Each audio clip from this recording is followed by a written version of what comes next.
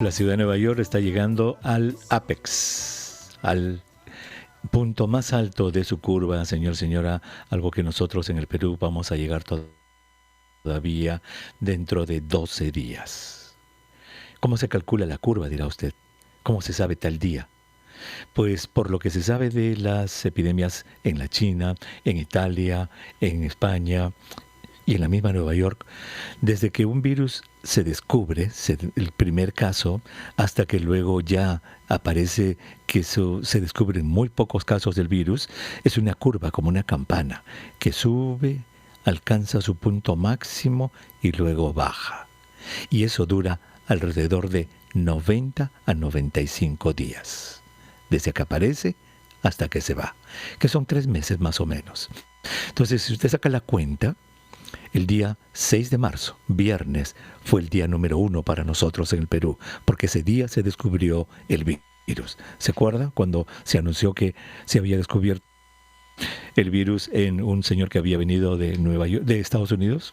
Bueno, si usted suma 47, 1, 2, 47, el día 47 cae el 21 de abril.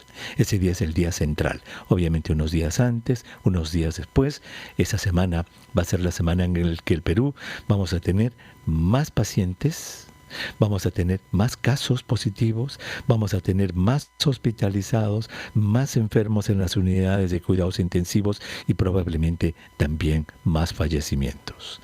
Entonces, tenemos que, ¿cuál es la palabra aquí?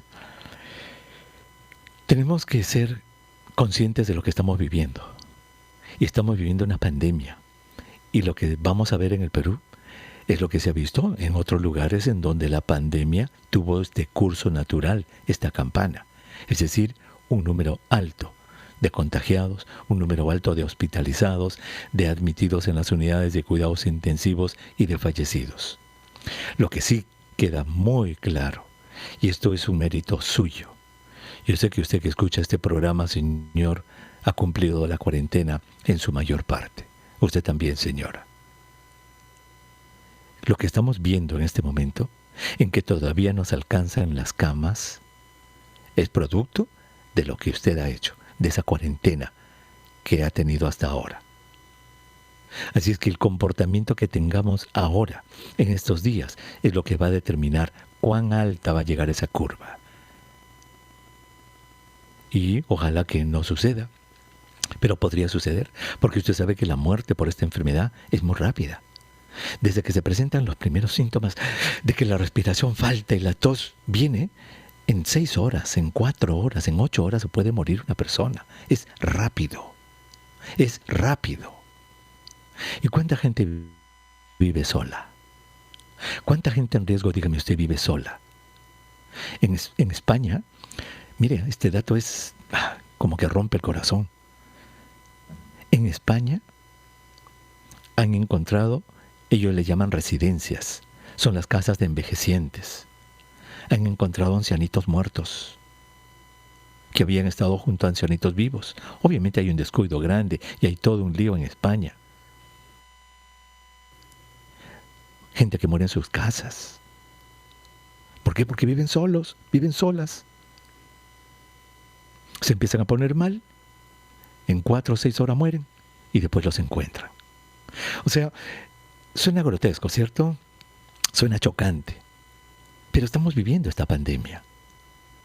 La estamos viviendo. El Perú la está pasando. Esto es una realidad.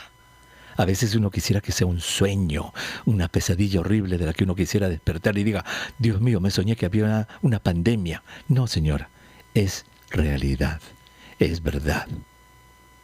Así es que, por más negativo que le parezca lo que le estoy comentando, por más feo que parezca, ¿sabe qué? Como seres humanos adultos, como peruanos, como peruanas que somos, tenemos que prepararnos a ver cosas que de repente nunca hubiéramos querido ver, jamás, nunca, pero de repente las vamos a ver. Solo eso. Solo eso, estemos preparados y hagamos todo lo posible, todo lo que esté a nuestro alcance para que eso no ocurra. Y eso depende de nuestro comportamiento, de quedarse en la casa, de cumplir la cuarentena. Una sola persona al día que vaya a comprar, no que vaya la familia entera. El comportamiento nuestro es el que va a determinar el curso de esta pandemia para nuestro país. Así es que, ojalá que no veamos las cosas que se han visto en Francia, en China, en Madrid. Ojalá que no. En Guayaquil. Ojalá que no. Pero si las vemos, espero que estemos preparados para saber que estamos luchando a un enemigo invisible, una molécula que se contagia de persona a persona. Muy bien. Vamos a dejar por un lado lo que es, caramba, así medio malo, pues, imaginar cosas de ese tipo, para concentrarnos en algo que es muy positivo, la ciencia en el Perú. Un grupo de biólogos y de profesionales de la salud del Instituto Nacional de la Salud del Perú, ¿sabe lo que acaban de hacer, señora? Acaban de tomarle la huella digital al virus, al primer caso que llegó al Perú. Y tomándole la huella digital, o sea, el estudio del genoma, han encontrado cosas de lo más interesantes. Henry Bailón Calderón es uno de los biólogos que ha pertenecido al equipo y lo saludo a la distancia. Henry, qué gusto de saludarlo. Buenas tardes. Muy buenas tardes, doctor Elmer Huerta. En primer lugar, felicitaciones a todo el equipo del Instituto Nacional de la Salud que ha conseguido este logro. Henry, en tu nombre te doy el saludo, pero por favor hazlo extensivo a todos los demás que han logrado hacer la primera decodificación del genoma del primer coronavirus en el Perú. Hagamos una cosita, Henry. Hagamos una cosita. Vamos a tomar una pausa y cuando regrese de la pausa, por favor, nos vas a contar en qué consiste todo esto, cómo lo han hecho y sobre todo, qué implicancias tiene esto. ¿Te parece, Henry? Está bien, muy doctor. bien. Muchas gracias. Gracias. Nosotros, esto es el segmento, la franja de salud que tiene RPP Noticias para usted todas las tardes en esta serie de programas sobre todo sobre el coronavirus, para que usted esté bien informado, bien informada y en este momento con noticias de salud, comentarios de salud, todas basadas en ciencia y en evidencia. Y les decíamos antes de ir a la pausa que la ciencia del Perú ha logrado un hito importante, un hito importantísimo. Lo que han hecho, señora, es decodificar el genoma completo del primer coronavirus que llegó al Perú. Y eso es como tomarle la huella digital. Lo han fichado al virus. Y Henry Bailón Calderón, él es uno de los biólogos, parte del equipo del Instituto Nacional de Salud del Perú, que lo ha hecho y ahora lo vuelvo a saludar. Henry, nuevamente, gracias por estar con nosotros y felicitaciones a todos tus compañeros. Henry, a ver, cuéntanos. Primero explícale a la gente muy brevemente qué cosa es el genoma. Ok. En primer lugar, nuevamente muy buenas tardes, doctor Huerta. Es un honor compartir su espacio y quiero hacerle llegar un saludo afectuoso. En realidad yo soy su fan, siempre lo escucho. Y igualmente, gracias, Henry. Toda mi familia, y le agradezco bastante que usted explique siempre los temas médicos con base científica, ¿no? Y alcanzando a toda la población algo muy importante que es la información de estos temas médicos, sobre todo en estos tiempos. Gracias. Entonces, gracias, Henry. Okay. ¿Qué es el genoma? ¿Qué es el genoma? ¿Cómo podemos definir en palabras sencillas al genoma? Bueno, en palabras sencillas podríamos definir genoma como la información genética de un organismo, pero en este caso estamos hablando de un virus que sabemos que no es un organismo vivo, pero igual el genoma, ya sea de un organismo vivo, humano, un animal, una célula, es la información, son las letras que nos dicen qué es lo que define. Por ejemplo, en este caso hablando del virus, el genoma del virus o del coronavirus define lo que el virus va a hacer. Por ejemplo, el genoma contiene genes, está ordenado en genes y otras secuencias genéticas que codifican para proteínas y otras que no codifican para proteínas. Entonces, ¿cómo define el genoma a un organismo? Dando la información de qué proteínas va a producir. Por ejemplo, en este caso, los genes del coronavirus van a indicar qué proteínas del virus van a producir para poder infectar a la célula, ¿no? ¿Sí? Para poder infectar, para poder ingresar a la célula. Y una vez que estén en la célula, también va a seguir dando indicaciones de dentro de la célula qué es lo que va a hacer. Tiene que replicarse, tiene que multiplicarse por miles de copias, ¿no? Entonces, ¿por qué es importante el genoma? Porque esta información del virus nos permite conocer el virus, cómo funciona, cómo ataca la célula y cómo podemos nosotros detenerlo, cómo podemos nosotros evitar que, por ejemplo, infecte a la célula, o cómo podemos nosotros, por ejemplo, crear una vacuna, en qué puntos o en qué proteínas debemos atacar para generar una vacuna, por ejemplo, ¿no? Y no solo eso, sino que el genoma también nos va a permitir saber dónde se originó este virus y cómo ha ido diseminándose a lo largo de los países y cómo va cambiando desde que ha aparecido, desde que se ha generado, ¿no? Exacto. Por ejemplo, hoy día, Henry, la noticia, hoy día, Henry, a raíz de lo que estás diciendo, hoy día la noticia aquí en Estados Unidos, ¿sabes cuál es? Han codificado el genoma de los virus en Nueva York, donde es el brote más importante aquí, y hoy día sale la noticia, y eso quiero que tú nos lo digas también. ¿Cuál es la noticia? Después de codificar varios virus en la ciudad de Nueva York, los científicos, tus colegas, han dicho: este virus que ha llegado a la ciudad de Nueva York no viene de la China, viene de Europa, ha venido de Italia. A ver, lo que tú has dicho es importante, o sea, el genoma viene a ser como el plano maestro, así como hay el plano de una casa, aquí va a estar la puerta, aquí va a estar la ventana, va a tener tantas habitaciones, los tomacorrientes van a estar acá, el caño va a estar acá, va a tener el water aquí, todo está en el plano maestro. Lo que tú nos has dicho, que el genoma es el plano maestro del virus. Entonces, conociendo la disposición, los genes y todo eso, vamos a conocer al virus. Entonces te pregunto, así como en Nueva York han dicho que este virus que está aquí en Nueva York no viene de la China, sino de Europa, ustedes han logrado determinar en ese único, no sé si se puede o no, genoma que han descifrado allí en Lima, ¿de dónde viene? ¿De Estados Unidos? ¿Viene de Europa o de China? Sí, así es.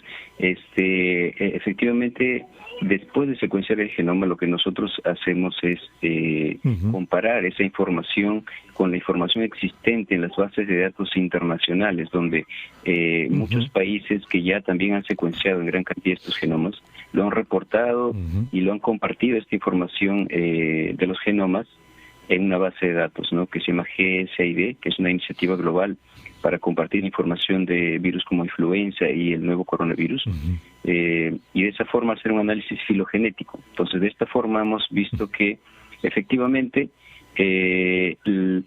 la muestra que nosotros logramos secuenciar está muy relacionado genéticamente, es muy similar, casi la misma, excepto por 3 mutaciones, a las reportadas en países de Europa como Francia, Italia, y también a otros países que ya han sido reportados, pocos aquí en Sudamérica.